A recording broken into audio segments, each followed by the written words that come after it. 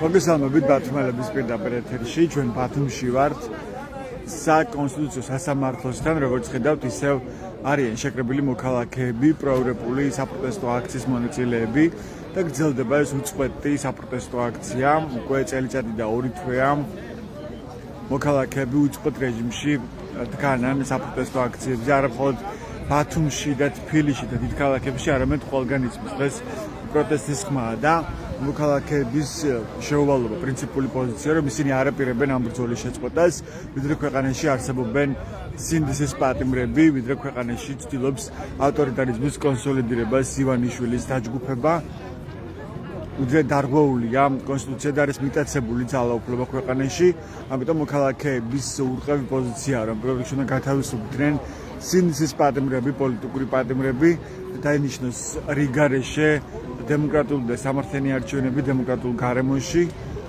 და უნდა გადადგეს არალეგიტიმური და ანტიკონსტიტუციური მთავრობა, ასეთია პროევროპული საპროტესტო აქციების შეუცვლელი მოთხოვნები, ამ მოთხოვნებით ისევ დგანან მოქალაქეები ქუჩაში. ვინმე გავესაუბრო რამდენიმე აქციის მონაწილეს დღეს, ვინც ისევ დგას საკონსტიტუციოსთან და გავიგოთ მათი პოზიციები ბოლო მოვლენებზე, მათ შორის ბათუმის თეატრი გუშინ ცნობილი გახდა, რომ დააცენზურეს ცენზურა შეეხო სპექტაკლს და კონკრეტული სპექტაკლი იმის გამო, რომ იქ შეიძლება ყოფილიყო გამოხატული პოლიტიკური პოზიციები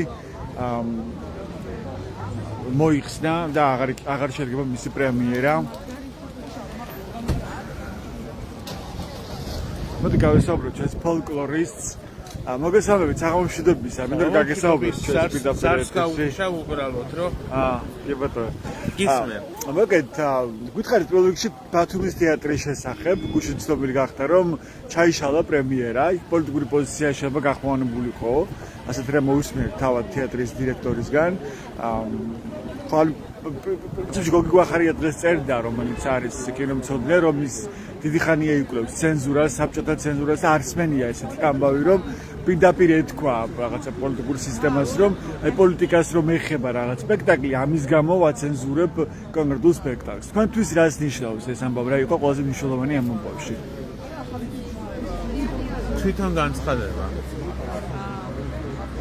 რომ თურმე ხელისუფლების დაუკითხავად სპექტაკლი არ უნდა იტკბებოდეს, სიგნი არ უნდა გამოიცემოდეს. პოლიტიკას ეხებოდაო ეს სპექტაკლიო, თეატრის დირექტორი. ახლა მე არ მინახავს არც სცენარი და არაფერი, მაგრამ თვითონ მაგ გადაწყვეტილების გამხვანებელმაც რო არ გამოაქვეყნა ეს სცენარი. გამოაქვეყნებინა ერთი გვენახა რა შეიყო საქმე. არა, სპექტაკლი უნდა ეხებოდეს პოლიტიკას და პროტესტს. თუ არ ეხება პოლიტიკას და პროტესტს, მაშინ რა გამოდის ეს? ყოფილა მართლა საბანკეტო დარბაზი, როგორც დღეს ამბობდა ერთ-ერთი სცენარისტი. ძალიან სწორადაც და უბრალოდ ამბობთ, რომ არ არის ეს ნორმალური, როდესაც პრეტენზია აქვს ქვეყანას, რომ უნივერსიტეტები უნდა შემცირდეს იმის გამო, რომ სწავლის ხარისხი, მაგალითად, ერთი პრობლემაა ეს ყველაფერი.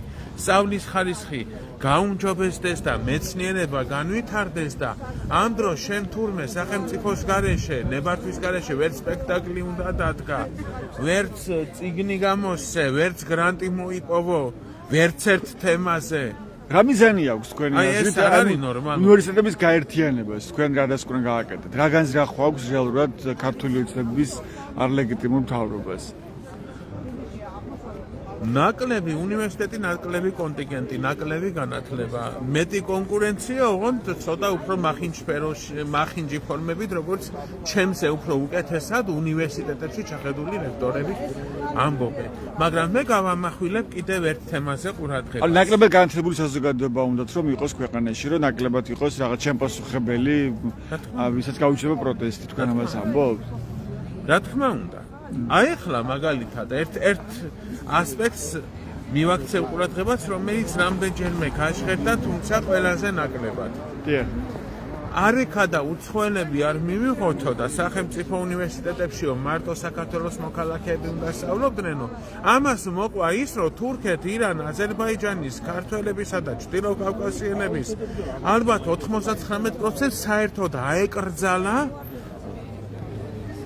სახელმწიფო უნივერსიტეტებში სწავლა. მათ შორის იქვე ქართველი მუჰაჯირების შთამომავლებს. არა მარტო მუჰაჯირების, მაგალითად თურქეთში ან ფერეიდანში. ერთია რუსეთ-თურქეთის ომის დროს გადასახლებული მუჰაჯირები და მუჰაჯირების გარდა მკვიდრი ქართველობა კაცო ტაოში, კლაჯეთში, ლაზეთში, აქეთ ჰერეთში, ფერეიდანში. ან მათ ვარ აქვს ორმაგი მოქალაქეობა საქართველოს მოქალაქეობას იმ ვეღარ ისწავლიან სახელმწიფო უნივერსიტეტებში. მათ შორის მაგალითად ბათუმის უნივერსიტეტში. სრული დიასპორის ალბათ 1%-აც არ აქვს. ხო. და ხა გინდა ჩეჩნები, ინგუშები გჭირდება ჩვენ ეს ხალხი, ჩერქეზები, საქართველოს აქვს, როგორც დაუკვირდით თბილისში ძალიან აქტიურობს კავკასიოლოგი ცირა ბარამიძე, რომელიც ხშირად გამოდის ტელეეთერითაც და აქციებზეც. და ის ამბობს, რომ ჩვენ მიღებული გვაქვს კავკასიასთან ურთიერთობის სტრატეგია, კონცეფცია და ეს კონცეფცია ახლა არის თაროზე შემოდებული მოდიში და უვარგის ქაღალდად ქცეული ახლა არ არის ტურის ქაღალდად. იმიტომ რომ ფაქტია კონცეფცია ფორმალურად არსებობს, მაგრამ ის არის სრულიად გარდა ამისა ქართული ოცნება ხშირად ისე პოზიციონირებს, რომ თქოს ის არის ტრადიციების დამცველი და ქართველობა, მათ შორის კავშირებისზე იგივე ჩადიან თქო თურქეთში და ხვდებიან იქ ქართველი მუჰაჯირების შთამომავლებს, წარმომადგენლებს. პირდაპირ გააძევეს ქვეყნიდან ბათუმელი მედროშე, თემურ ქათამაძე, გაფარ ილმაზი, მას ტოლვილის სტატუსიც კი არ მიენიჭეს და ჩვენ თქვენ რა პრობლემა წამოწიეთ, ხო? იგივე მუჰაჯირების შთამომავლებს აღარ ექნებათ საშუალება ისწავლონ უმაღლეს სასწავლებლებში. ვინ მკვიდრ ტერიტორიაზე ცხოვრობს, მაგრამ საზღვრის მიღმა აღმოჩნდა და ვინ გადასახდა, იმიტომ რომ ორივეს აქ ერთი და იგივე პრობლემები და ეს ორივე მხარე მიეკუთვნება თავისუფლად იმ ისტორიულ დიასპორას და აი ელემენტარულად ახლა ტრადიციებს ვიცავთო და ფერეიდნელებს მოქალაქეობას არ აძლევ, ბინადრობას არ აძლევ, უკვე თანამემამულის სტატუსს არ აძლევ. ჰერეთშიც ბევრს უკვე ეს პრობლემები აქვს, თურქეთის ქართველებშიც ასევე და ახლა ვერ გავიგე, ლაზები არ გვინდა, ტაველები არ გვინდა, კლაჯები არ გვინდა, ჰერელები, ფერეიდნელები არ გვინდა, ჩეჩენ ინგუშები არ გვინდა, მაშინ რა ტრადიციებს ვიცავთ, მაგრამ გაუგებარია ძალიან. გაუგებარია ძალიან და დღეს უკვე როდესაც ირანი ამერიკის ომი წკიბზე ამისული. ხო. და სხვადასხვა მე ფერეიდნელებთან ყოველ დღე ვსაუბრობ. და უკვე მათში იგრძნობა ძალიან დიდი შიში. რომ ეს ომი დაიწყება? კი. მეტს ვერ ვიტყვი. ბევრ თემაზე ვილაპარაკია, მაგრამ მეტის თმა იქ არ შემიძლია, მაგრამ დღემდე ელემენტარულად დიასპორის კომიტეტს საგარეო საქმეთა სამინისტროს დიასპორის დეპარტამენტს ერთი ფორმალური მოსმენაც კი არ ჩაუნიშნავს ფერეიდანის საკითხზე. არადა უკვე ფაქტია, ფერეიდნელი ქართველები იქ არიან დაღუპულები და ჩატარდა 1 თებერვალს პანაშვიდი, სულის მოსახსენებელი პანაშვიდი სამების დიდ ტაძარში თბილისში. ხო. და ხელისუფლების არც ერთი წარმოადგენელი იქ არ მისულა. მე მგონი სამთავრობო მედია საერთოდ არ გამოხმაურები ამას და ვინახავს ამ დროს პირიქით, ხო? ირაკლი კობახიძე როცა ჩავიდა ირანში. ირანში როცა ჩავიდა ეს ვიდეო შეგახსენე. მაგასაც ვიტყვი. როდესაც აქ ფორმულა და TV პირველი წინა კვირეებში რამდენჯერ ფერეიდნელებიც გამოიყვანეს გადაცემებში და მე სამთავრობო არხებსა Facebook-ს მაინც უყურებ სამთავრობო არხებს თუ თვითონ არა ვთავ. ერთი ფერეიდნელი არ მინახავს მე მაგათ ეთერში. რო თუნდაც რაიმე ეთქვა რომ ხალხო არაფერი არ გვემუქრება მშვიდად იყავით. არანაირად. და ეხლა მე წავიკითხე ინფორმაცია რომ ყველანაირი მოლაპარაკების ყველა პუნქტი არის ჩავარდნილი ამერიკასა და ირანის. კი, აი დაახლოებით მე გეუბნები ასე 40 წუთის წინანდელ ამბებს. კი, ნუ ესეა. ეს ჰუსიტები მართავენ აგერ მიტინგებს. და ჩვენ დავიცავთ პალესტინას და მოლაპარაკების მიღწევის პირობა ამ ეტაპზე ყოველ შემთხვევაში არ ჩანს ირანსა და ამერიკის შეერთებულ შტატებში. არ ჩანს, არანაირად არ ჩანს და არ ვიცი ახლა ამერიკა კიდევ ახალ იარაღს აგზავნის და აგზავნის, იქ ისრაელი უკვე მზადყოფნას განიცდის. ესა მზადყოფნას გამოთქვამს, უკვე რამდენი დღეა პირდაპირ გახშირდა ინფორმაციები ვთქვათ იქ. ირანთან დაკავშირებით რომ დროა უკვე მოქმედების და არ უნდა ვიყოთ თმენის რეჟიმში, ნუ ეს მათ უფრო იციან პოლიტიკის სფერო და სამხედრო სფერო, ეს ჩემს კომპეტენციას ნამდვილად სცდება, მაგრამ ის რაც ჩემ კომპეტენციაშია ლაზები, კლარჯები, ჰერელები, ფერეიდნელები, რომელსაც დღეს ელემენტარულად სახელმწიფო უნივერსიტეტებშიც კი სწავლა ეკრძალებათ უკვე. აი და სახელმწიფოს ფერეიდნელების საკითხზე ერთი მოსმენა არ ჩაუნიშნავს. ქალბატონს მაცირა ბარამიძე პირდაპირ დააყენა მინისტრთან და ლექტორებთან ეს საკითხი და პასუხი ვერ მიიღეს. ელემენტარულად უბრალოდ იცით რამდენიმე გამოსავალია ამით. არ გვინდა უცხო ქვეყნის მოქალაქეები სახელმწიფო უნივერსიტეტებში, ხა მეც არ მსიამოვნებს იმდენი ინდოელი და რამის არაბი რო არის, ხა თბილისის სამედიცინო ინსტიტუტში და არა მარტო თუ კი იქნება უცხოელი სტუდენტები და ესე გამედებით ფინანსური საშუალება ამ უნივერსიტეტებისთვის. არა, იმიტომ რომ პირველ რიგში არსებობს კერძო უნივერსიტეტები და საქართველოს უნივერსიტეტები პირველ რიგში უნდა იყოს ადგილობრივებისთვის, მაგრამ ამ ადგილობრივებში უნდა მოიაზრებოდნენ ისტორიული დიასპორის წარმომადგენლების და ვამბობ რას, რომ ან გამარტივებულად მიეცით თანამემამული სტატუსი, ან გამარტივებულად მიეცით სასწავლო მიზა, ან გამარტივებულად მიეცით მოქალაქეობა, ან ამდენი იურისტი რო ხართ, საერთოდ სხვა ახალი გზა შექმნით, რაც გინდათ, ოღონდ ამათ და ჩრდილოკავკასიელებს არ შეექმნათ ეს პრობლემა.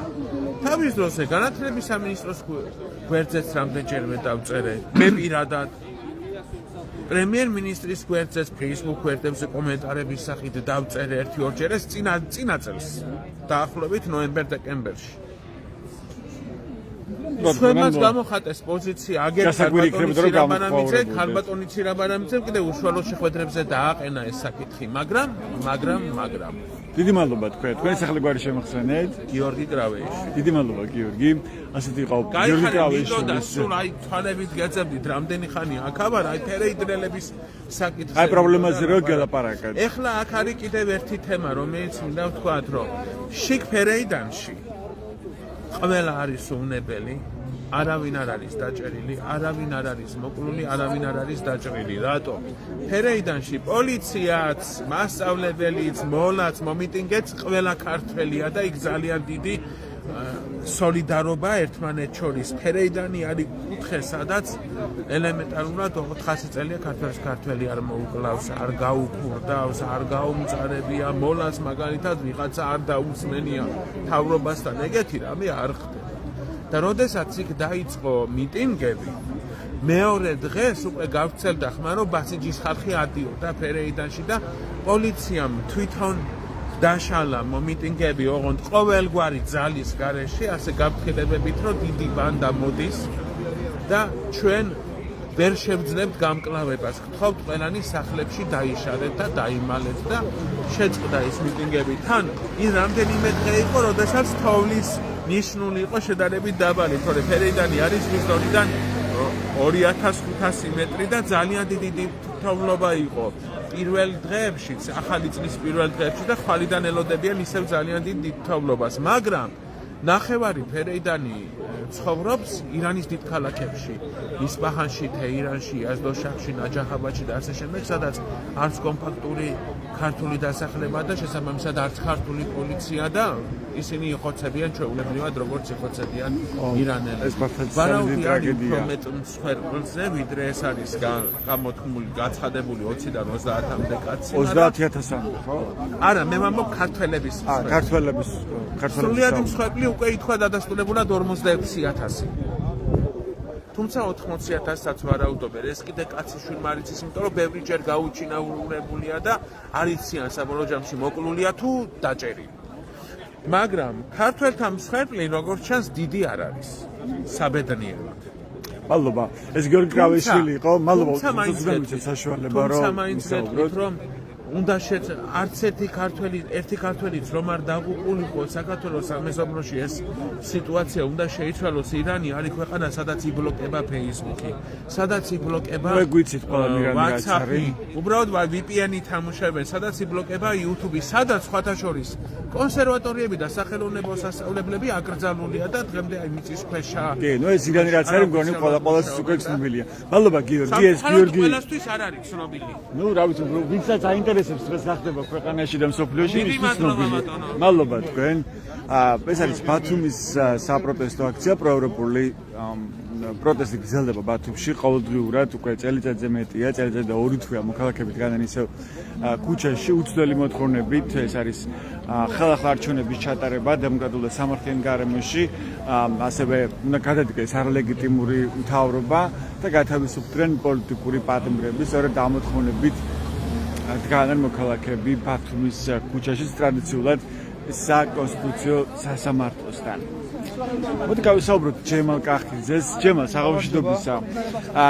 თქვენ რა შეიძლება დაგიტოვოთ ბათუმის თეატრის ბოლო სიახლე, პრემიერა ჩაიშალა, პოლიტიკას ეხებოდა სპექტაკლი ეს აღმოაჩინეთო, თეატრის დირექტორმა გააუცადა გუშინ განცხადება და ამის გამო ჩაიშალა სპექტაკლი. რას ამბობს თქვენთვის ეს ამბავი? იმას ამბობს, რომ პოლიტიკურად მართული პროცესები მიმდინარეობს თეატრში, მეტი რა უნდა ვთქვა. და ეს არის პირდაპირი დარტყმა იმისკენ, თითქოს დემოკრატია გვაქვს, ზუსტად სად არის მასში აქ დემოკრატია, სად არის აქ თავისუფლება, სად არის აქ არაჩვენ არ ვერევით უნივერსიტეტის საქმეში, არაჩვენ არ ვერევით სკოლების საქმეში, არაჩვენ არ ვერევით ხელოვნების საქმეში. პოლიტიკისგან დაცლილი უნდა იყოს სპორტი, მაგრამ ყველგან პოლიტიკაა. თუმცა სპორტსმენები არიან პარლამენტში. ხო. და მსახიობები. აუცილებლად. მაგრამ ისე როგორ ხო უნდა გამოზარდოს ხურმოჭრილი ყმები.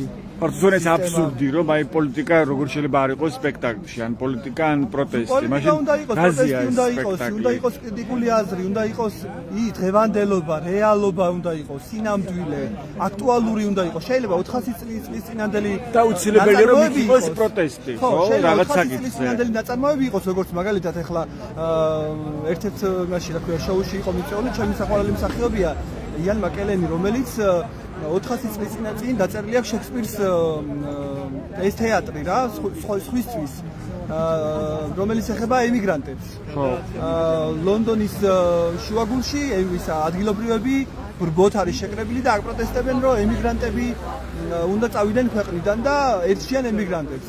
და სახელმწიფო მიაგზავნის ელჩს, რომელიც ამ ადამიანებს ესაუბრება და უხსნის, რომ როგორ არ შეიძლება ესე მოექცნენ ისინი მათ, იმიტომ რომ უნდა წარმოიდგინონ როგორია სხვის წყალში ყოფნა, როგორია მაგალითად შენ რო იყო თქვა ესპანეთში, შენ რო იყო საფრანგეთში, პორტუგალიაში და იქ რო ესე გერჩოდნენ, ყელს გჭირიდნენ, გაუპატიურებდნენ ასე შემდეგ, ხო? ამიტომ ანუ შეიძლება იყოს ძველი ნაწარმოები, მაგრამ ახლა დაიდგას და აქტუალური იყოს დღესაც. კი ბატონო, ეს სამისია. ანტიკურ პერიოდში შექმნილი ნაწარმოები შეიძლება იყოს, რა თქმა უნდა, ძალიან აქტუალური ხო? იმიტომ რომ იგივე ისტორია მეორდება ხოლმე და ის თემები თავიდანვე ამოტივტივდება ხოლმე და შეიძენს აქტუალობას და პირდაპირ ახლა რესურსს ჩადეს ალბათ, ვინც ამ თეატრის სპექტაკლის დადგმას აპირებდა, პრემიერა იყო ხო, როგორც ახსენე. კი, პრემიერა ყოფილიყო. წარმოიდგინე ამ ხლა რესურსი ჩადეს გუნდმა და ვიღაცებმა ესე უთხრეს, რომ ეხა ეგ არ შეიძლება და ჩაუშალეს ამ ხელა შრომა ადამიანებს. ეს არის კატეგორიულად მიუღებელი. მადლობა, მე ჯემალ კახიძე იყო ბათუმის პროევროპული აქციის მონაწილე. მოდი ნინე კაკულიას გავესაუბრები. ეს საღამოშიდობისა ნინე ბოდიში გაწყვეტინებთ, მაგრამ პირდაპირ ეთერში ვართ. თქვენთვის რა საჩვენებს ბათუმის თეატრის ამბავი? პრემიერა ჩაიშალა, იმიტომ რომ პოლიტიკას ეხებოდაო. პოლიტიკური რაღაც შეხედულების გამოხატვას აპირებდნენ, ამ სპექტაკლის დროს ესეთ იყო თეატრის დირექტორის განცხადება. რა საჩვენებს თქვენთვის ეს შემთხვევა? იმას უკვე არც ფარავენ, რომ თავიანთი ინტერესებიდან გამომდინარე მოქმედებენ, არავითარი კანონი არ არსებობს, არაფერი არ ზღუდავს ამ ადამიანებს, ჭრიან და კერავენ რომ და ამას უკვე დაუფარავად გვეუბნებიან ასეთი საქციელი. მეტი რაზე უნდა მეტყველებს ეს? ეს დაუფარავად ცენზურა რაზე მეტყველებს თქვენთვის, იმიტომ რომ თქვა ცნობილია რომ საბჭოთა კავშირში ძალიან ძლიერი იყო ეს ცენზურა, ხო? მაგრამ დღეს თქვა გვახარია წერდა რომ ვიკვლევ წლებია საბჭოთა ცენზურას და ჯერ არ ყოფილა ესეთი შემთხვევა რომ პირდაპირ ეთქვას ცენზორს რომ აი მე რასაც ეხება პირდაპირ ეს საკითხი, ანუ პოლიტიკას, მე ამის გამო თქვა ვშლით სპექტაკლს. ვაუქმებ სპექტაკლს. ჩემთვის ერთის მხრივ ხელმძღვანელის მოდი პირდაპირ ვიტყვი, არც თუ ისე მაღალ დონეზე მეტყველებს, რომ შორტფრენდელი ადამიანი ამას არ იყო და ასე ღია. და მეორე იმაზე მეტყველებს, რომ გათავხედებული არიან აი ნეპოტიზმით,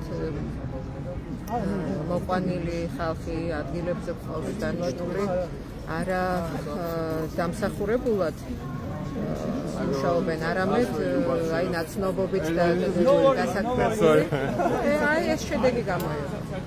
ვებრძვით კორუფციასო, ამას ამბობს სოციალიზმის არალეგიტიმური მთავრობა. დღეს ხოთეშორის დააკავეს კიდევ ერთი დაცვის პოლიციელი, უკვე მეორე ორი პოლიციელი დააკავეს ერთი კვირის განმავლობაში ბათუმის ბულვარში. რომელსაც ასევე ხელმძღვანელობს მოსეს ყოფილი პოლიციელის მზიამაღლობელი საქმის ცნობილი ერთ-ერთი სრუმოწმეა არჩილ ანთაძე და ერთ კვირაში დააკავეს ორი პოლიციელი. ერთს ედავებიან იმას, რომ სიდაც სიმამრის ბიზნეს ფარველობდაო, მეორეს ედავებიან ქთამის აღებას. ეს აქამდე არ იყო ის პატვის ცნობილი, როგორ დავიჯერან რას ყველაფერი არის ყველაზე ცნობილი და ეს არის ცნობილი, გადაიკვეთა რაღაცა ინტერესები ეთყობა, რაღაცა მათ შორის გაჩნდა რაღაცა პირადული კონფლიქტი და ამის შედეგი ასე სჭიან და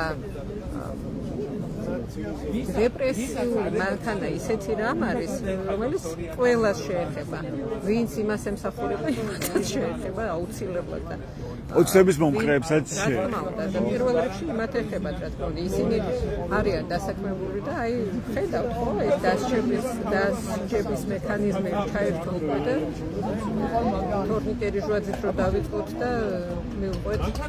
ყოფილი პრემიერი სუფროსი, თავდაცვის მინისტრი ესენი ყველანი ციხეში არიან და ლაპარაკია მილიონების მითვისებაზე, ხო? მაშინ როცა აქეთ რაღაცა ცნობილი მოხელებს ედავებიან 300 ლარის აღებას, ქთამის აღეთ 500 ლარის აღებას. რა დონეზეა ეს კორუფცია ქვეყანაში? თქვენ როგორ უყურებთ? რაღაცა კატასტროფულ დონეზე ხდება, ქვეყნის მასშტაბით თუ გავითვალისწინებთ, ხო, ასე პატარა ქვეყნისთვის, ასეთი პატარა მოსახლეობით რაღაცა ჯოჯოხეთურ თანხებია საუბარი და დავამატებ კიდევ და გათავხედებული არის. ეს დაუფარავად ასეთი ქცევის დემონსტრირება მხოლოდ ამაზე მეტყველებს ჩემთვის, მე ასე არ ვიყვარ. თუ ხედავთ ახლა ამ ეტაპზე ივანიშვილის რეჟიმის დამარცხების შანსს და რა შემთხვევაში ხედავთ? ან რა არის ამის მთავარი პირობა? მე მაინც ამ ეტაპზე როგორია? მიმაჩნია რომ მხოლოდ შიდა პროტესტი არ კმარა და ქვეყნის საზღვრებს იქით უნდა მოხდეს რაღაცა სერიოზული ცურები, ან თუნდაც იმავე რუსეთთან მიმართებაში. მე მიმაჩნია რომ ეს რეჟიმი იყვება რუსეთიდან, რა თქმა უნდა, მხოლოდ ჩემი მოსაზრება არ არის და ამ ჭკვარის გადაჭრამდე ჩვენ მაინც გონია რომ ვერ ყოველ შემთხვევაში მალე არ მოხდება ამათი მოშორება და ჩამოშლა სამწუხაროდ. ელდებით და უშვებთ იმას, რომ შეიძლება მოახერხოს ოცნებამ გარე ლეგიტიმაცია, ანუ ვთქვათ აღიარება იგივე ამერიკისგან. რატომ არა ჩვენ ახლა თუ გავითვალისწინეთ იმას რომ არაპროგნოზირებად ნაბიჯებს დგამს დონალდ ტრამპი და ზოგადად მისი საქციელი და მისი არგუმენტები იმდენად ზოგჯერ აბსურდულია, ყველაფერი არის მოსალოდნელი ჩემთვის. რა თქმა უნდა, მინდა მქონდეს იმედი, რომ ყველაფერი საჩვენოდ გადაწყდება, მაგრამ სამწუხაროდ არაფერი არის გამორიცხული. რატომ არის მნიშვნელოვანი ამ დროს დამოცემულობაში, როცა თქვენ ხალხს უსვამთ იმას, რომ საგარეო ფაქტორია ძალიან მნიშვნელოვანი, რომ რაღაც შეიცვალოს არსებითად ჩვენთან პოლიტიკური სიტუაცია ამ ქვეყანაში. რატომ არის მნიშვნელოვანი ქვეყნის შიგნით ამ პროტესტის, ამ წინააღმდეგობის შენარჩუნება? თუნდაც იმისთვის, რომ საერთაშორისო საზოგადოებას ვაჩვენოთ, რომ არ არის ეს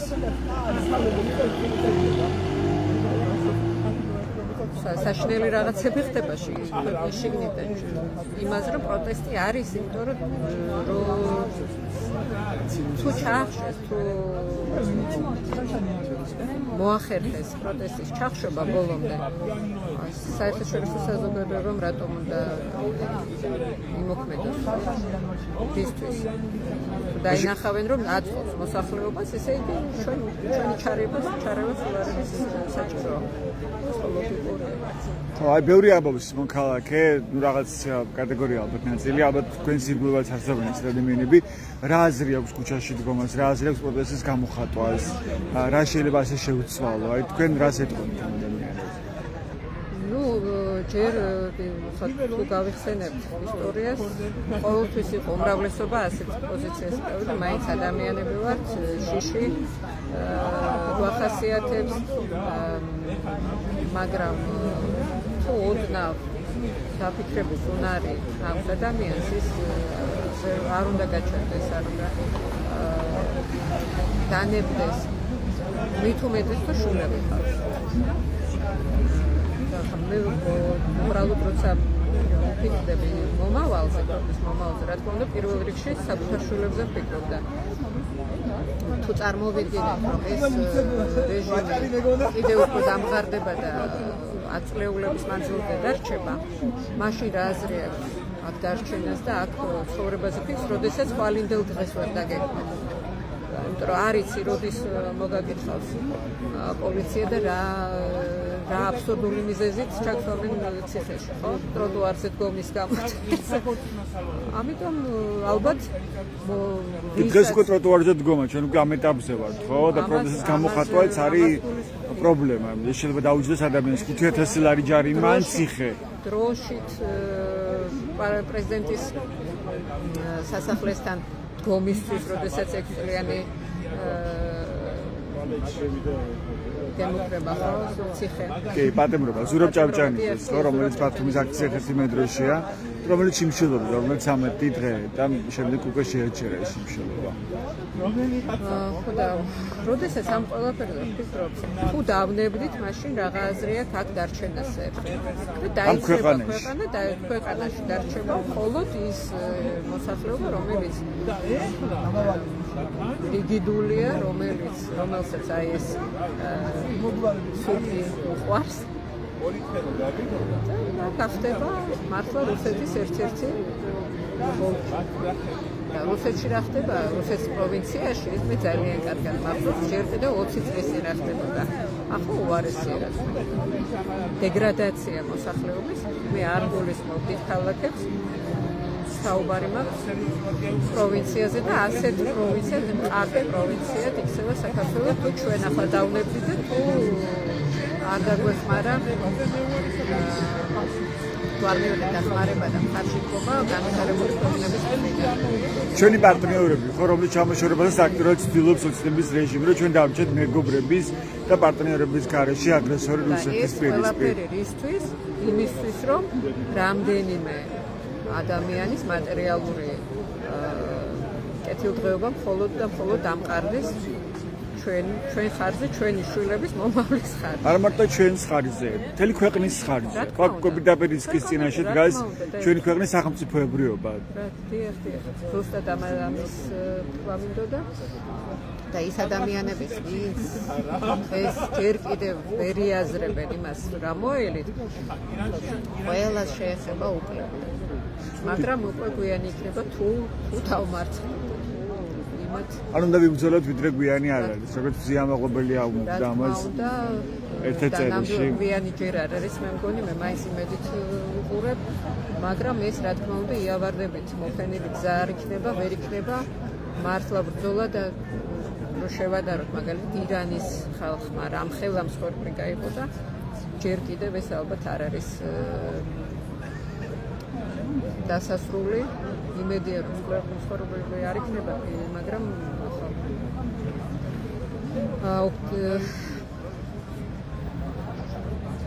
ობიექტურად თუ შევხედოთ სიტუაციას, ალბათ ვერ დავაგდებათ დიდხანს მდგომარეობა. ჩვენ კიდე იმასთან შედარებით კარგ მდგომარეობაში ვართ. რუსეთთანაც შევადაროთ ქვეყანა არაუშავს ბრძოლას ჯერ კიდევ აქვს აზრი. ყოველთვის აქვს აზრი, მაგრამ ჯერ კიდევ არ არის გვიანი. მადლობა, ეს დინეკაკულია იყო თქვენს უსმენთ ჩვენს პირდაპირ ეთერში. ერთი წამი ბოდიში უბრალოდ ერთ რამეს ვიტყვი, რომ თქვენ წარმოიდგინეთ, რომ არსებობენ ფერეიდნელები, რომელსაც ეკრძალებათ ირანის ხელისუფლებიდან საქართველოს ნახვა. ეხლა რაშია საქმე, მარტო ფერეიდნელებზე და მარტო საქართველოსზე არ არის. ირანის მოქალაქეები ნებისმიერი, ვინც მუშაობს რომელიმე სახელმწიფო სტრუქტურაში, ეს იქნება სახელმწიფო საწარმო სოფლის გამგეობა, ეს იქნება სკოლის დირექტორობა, სასწავლო ნაწილობა, სამხედრო თუ ასე შემდეგ, იმათ საერთოდ ეკრძალებათ საქართველოს და ევროპული ქვეყნების ნახვა და ბევრი ფერეიდნელი შემდგა ასეთი და მეორე კიდევ ეკრძალებათ ასევე იმ ხალხსაც, ვინც არ მუშაობს სახელმწიფო სტრუქტურებში, მაგრამ არ გაუვლია სავალდებულო სამსახურიდან. ანუ ეს დღეს რამე სიახლე ხარ არის ამ გუნდთან რამე სიახლე არ გამიგია. დიდი ხნის ამბავია უკვე, ხო? ეს დიდი ხნის ამბავია და ახლა ფერეიდნელისთვის საქართველოს მონახულების აკრძალვა თან ირანის მთავრობიდან ეს როგორია და ვისაც არ ეკრძალება ნახვა და შეუძლია ევროპის ქვეყნებში და საქართველოში მოგზაუროს, იმათ 2 წლისი, როდესაც მე ფერეიდანში ვიყავი, თხოვდნენ $2000 ეკვივალენტ ირანულ ფულს. ახლა ალბათ უფრო მეტია. ეს სირთულეები იმის გარანტიად, რომ ისინი უკან დაბრუნდებოდნენ ირანში და არ გაიქცეოდნენ. მადლობა.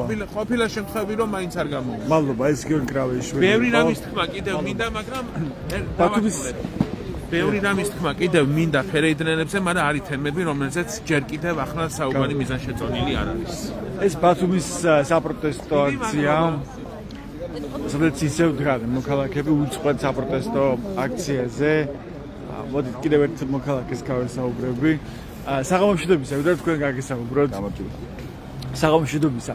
რა საჩვენებს თქვენთვის ბათუმის თეატრის ბოლო ამბავი? სპექტაკლი მოხსნეს, პრემიერა ჩაიშალა იმის გამო, რომ პოლიტიკას ეხებოდაო ეს სპექტაკლი, როგორც გავიგეოთ, დირექტორი ამბობს ბათუმის თეატრის ახალი დირექტორი, წინასწარ გაუშვეს მსახიობების პროტესტის შემდეგ ნუკრი ქანთარია, რომელიც ქართულ ოცნებაზე ღიად დაკავშირებული პირი იყო და პარლამენტის წევრიც კი იყო ქართული ოცნებიდან, შემდეგ მოვიდა ახალი დირექტორი კოტე მჟავია, რომელიც ცნობილია როგორც თამადა და მან მიიღო ესეთი გადაწყვეტილება წუხად, რომ ჩახსნა სპექტაკლი, იმიტომ რომ პოლიტიკას ეხებოდა. თქვენთვის რა გამოიჩნდა ამ ამბავში? მოგესალმებით, მოგესალმებით თქვენს მაყურებელს. ხო, როგორც ყოველთვის მოდიგი რაუნდია კამპანიის. ადამიანები გაკივია, რომ თვითონ აკაიბო. რაღაცებს გამიწვია და პოლიტიკის შემოქმედი არიან და ხედავთ, რომ პოლიტიკის ხია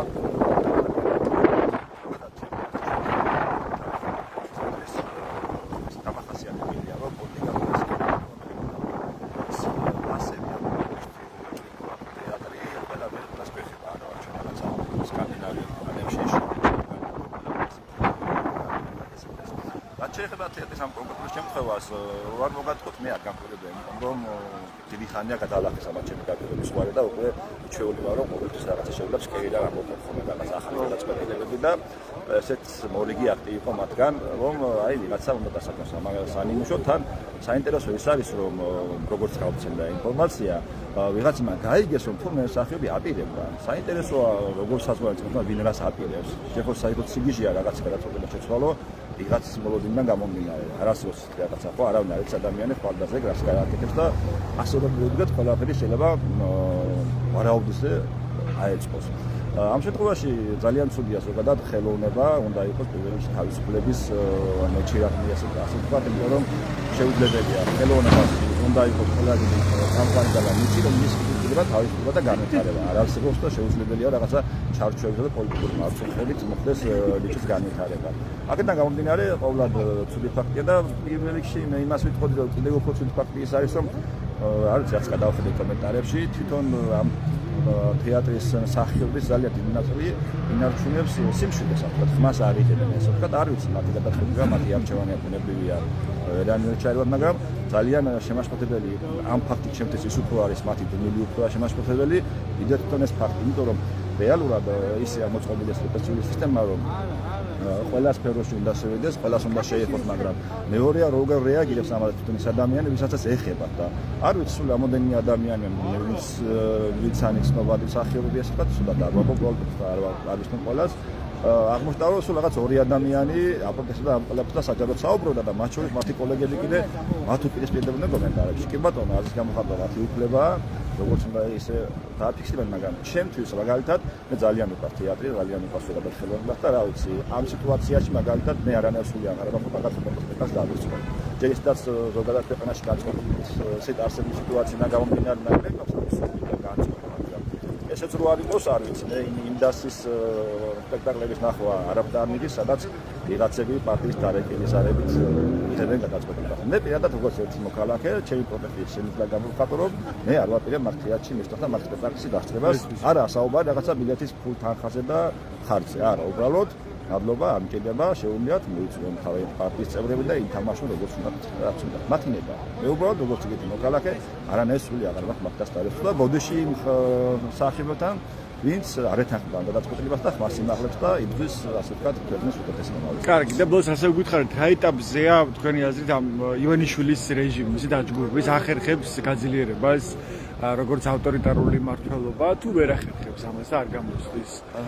ხო, რასაც ვხედავთ, არაერთხელ ვიტყვამს ეს არის, რომ რეალურად ეს რეჟიმი დგას ძალაზე, დგას ფორმიან ადამიანებზე და ეს არის ერთ-ერთი ლეგიტიმაცია მათი, ლეგიტიმაცია არც ქვია ამას, რომ ეს არის ძალაუფლების შენარჩუნის ერთ-ერთი მექანიზმი. როდესაც სადამდე გასვერს და სადამდე გაიტანს თავისი რეპრესიული კანონმდებლობები, თავისი ყველანაირი მიმართული არის პროტესტისკენ და ყოველთვის მეყვარს ხაზგასმა ხოლმე, რომ ეს საუბარი არის იმ პროტესტზე, რომელიც არ არსებობს ქვეყანაში მათი თქმით. პროტესტი არ არსებობს, მაგრამ კანონმდებლობა მთლიან დაწყობილია პროტესტის ჩახშობაზე. ესეც ერთ-ერთი კომიკური სიტუაციაა. თუ გვაღიერებთ დაგიჭერთ, ხო, ასეთი იდეების გავუჩნდა. გააჟღეროს უკვე. ხო, არა, მეურის აღარ უკლიათ ჩრდილო კორეას რომ გაუტოლო კანონმდებლობა, მაგრამ მე მგონია რომ ქვეყანაში საბოლოო ჯამში და ზოგადად როგორც სოფლიოში ხდება რეჟიმი და დიქტატურა ალბათ ვერ გაგუწევთ უნდა შეიცვალოს აუცილებლად. იმიტომ რომ სხვანაირად თავისუფლად რა პირობა არსებობს ამისთვის დღეს რა რესურსია ამისთვის რომ შეიცვალოს ეს დიქტატურა? ეგრეთ საყვარების მცდელობა. კი, ერთი შეხედვით ძალიან ფულად არის სიტუაცია და ესე არ ხდება რა ეხლა გავიხსენებ და ყველაფერი შეიძლება, მაგრამ გარე ფაქტორები დემოკრატიული ნაწილი სამყაროში ეს ერთი ფაქტორი და მეორედაც უკვე რეჟიმი გადადის იმ მდგომარეობაში, რომ უკვე საკუთარ ხალხში წიეძებს მოღალატეს და მიმდინარეობს ერთმანეთთან დღეს უკვე მეორე დაცვის პოლიციელი დააკავეს ბათუმის ბულვარში. ხო, ეხლა ეგ არა გასაკვირია და ფიქრობ რომ მთლიანად სისტემა ისეა დაწყობილი, ყველა მათგანი უმრავლესობა ძალიან დიდი პროცენტი ჩაფლულია ამ კორუფციის სქემებში, ჩაფლულია დანაშაულებში და ამიტომაც ადვილია მათი მართვა რეჟიმის მხრიდან, მაგრამ ზღვარი აქვს ყველაფერს. ხო, ის ადამიანები, ვინც დღეს და გუშინ კომფორტულად იყვნენ და რაღაცა შემოსავალები ჰქონდათ თუ რაც იყო, აღმოჩნდა რომ ორი დღის შემდეგ აი საპატიმროში არიან ვიღაცა ბრალი წარები იმათ. რა დასჭირეთ ეს თქვენი აზრით? ალბათ ძალის დემონსტრირების აქვს, თორე ეხლა სხვა ისევ საკუთარი მომხრეებთან თუ ვისთან ის ეჭირება? ალბათ ერთი ის რომ აი თუ მე აპირებ რაღაცა ხმა იმ ამოიღოს და ასე ვთქვათ სიმართლე ფიქსიროს ერთია ამათასაც ვერ გაბედოს ვინმე რაღაც გაპროტესტება თუ ეს მოინდომა ამ ეტაპზე, ხო? აბსოლუტურად მაგითი არის მიმართული და ნუ ეხლა ეს ასე ვთქვათ რიგით ჩინოვნიკებთან მიმართებაში ეს მუშაობს ჩემი აზრით, თორე ეხლა ზეით რაც ხდებოდა თანხებზე როცა საუბარი, რა თქმა უნდა ფინანსური ინტერესებიც ემატება ცხადზე ეს ყველაფერი. თორე გიგვაძის ამბავის ასევე ყველა სხვადასხვა რომელიც ღარიბაშვილის ბურჭულადის და რა ვიცი მთელი საამაყო პრემიერებსა და რა ვიცი ძალიან ბევრი მათი სანიმუშო პოლიტიკოსი ყავთ, რომელსაც წინ ფულდო დაუბრუნო თავს არ აიღებენ, მაგრამ რატომაც ხთამის კონფლიქტია შედამთ როგორცაა. თქვენ ახსენეთ ეს აგერო ფაქტორი და რა არის ჩვენი ხელშემწყობი ფაქტორი ამ ეტაპზე, იმიტომ რომ ჩვენ ვხედავთ რომ ამერიკის შეერთებული შტატები საფრანგეთში კი აბერებს თქვა იგივე ვიცე-პრეზიდენტი ჩამოსვლას ეხა თებერვალში სოფლსა და აზერბაიჯანში, მაგრამ ყოველ შემთხვევაში ტრამპი ამ ეტაპზე არ ხედავს ან არ იმჩნევს საქართველოს. ასე ვხედავთ რომ ევროკავშირს აქვს ერთგვარი გამოწვევა, იმიტომ რომ ჩვენ ვხედავთ და იგივე ნატოს კემპ-დიუნის განცხადებას რომ არა ამერიკის შეერთებული შტატები მარტო ევროპას საკუთარ თავს ვერ დაიცავს და ასევე ხედავთ თან კონცენტრაციას რაღაც დამოუკიდებელი თავდაცვის ინფრასტრუქტურის მოწყობასა და გაძლიერებაზე და იმაზე ფოკუსი არის მაინც უკრაინაზე. რა შეიძლება ხელი შეუწყოს ამ ვითარებაში საქართველოს? ხო, ეხლა მე ნამდვილად ვერ შეაფასებ სოფლის გეოპოლიტიკურ. თქვენი იმედი, თქვენ რა გეიმედება, თქვენთვის რა არის აიმედო ამ პროცესში? ის რასაც ამ შემთხვევაში ინარჩუნებს ჩვენი პროტესტის ერთ-ერთი მთავარი გამოვლენა არის ის, რომ ეს რუსული ოცნება არის არალეგიტიმური ძალა და ეს მათ ქმედებაში ჩანს პრივილეგში. არა საუბარი მე როგორც შეაფასებ. ნახეთ უბრალოდ სადღაც ფორუმზე დასავლეთის ქვეყნების ლიდერებთან საერთო კავშირით უმოყვებიან, შემთხვევით ფოტოში, აი ძალიან შემთხვევით ფოტოში უმოყვებიან. არის თელი მათი პროპაგანდისტული მედიების მეშვეობით, არის ამ ფოტოების მე ასე ვთქვათ რეალი და აჯიტირება, აი ნახე ხელი ჩამოართვა, ხელი ჩამოყვა და აბა თუ არ გვაღიარებენ. ნამდვილად ეს ყველაფერი ძალიან აპროპო და იცია რომ აი ალესილი მახული თავს მათ რეჟიმს ეს დამიზნებული და უბრალოდ დროის ამბავია და ამიტომ გონია რომ ეს რეჟიმი აუცილებლად შეიძლება და აუცილებლად გაიმართოს თავისუფლებისათვის მებრძოლი ხალხის ბრძოლა. იმიტომ რომ სხვანაირად უბრალოდ შეუძლებელი ხდება ამ ქვეყანაში ცხოვრება. დიდი მადლობა თქვენი სახელმწიფო გამოგცემით. გიორგი ქამადაძე, მადლობა გიორგი. თქვენ ბათუმის პროევროპული საპროტესტო აქციის მონაწილეების პოზიციებს ბოლო პოლიტიკური პროტესტებთან დაკავშირებით. ეს პროტესტი გრძელდება ბათუმში ისევ ტრადიციული შეკრების ადგილას, შეიძლება ითქვას, საკონსტიტუციო სასამართლოსთან. ასეთ იყო ბათუმელების პირდაპირი ჩართვა. დღეს ესტუმრეთ ჩვენს ვებგვერდებს ბათუმელები ჯიდან, გაზეთი ჯი რომ მიიღოთ განახლებული და სანდო ინფორმაცია, მადლობა ყურადღებისთვის, დროებით.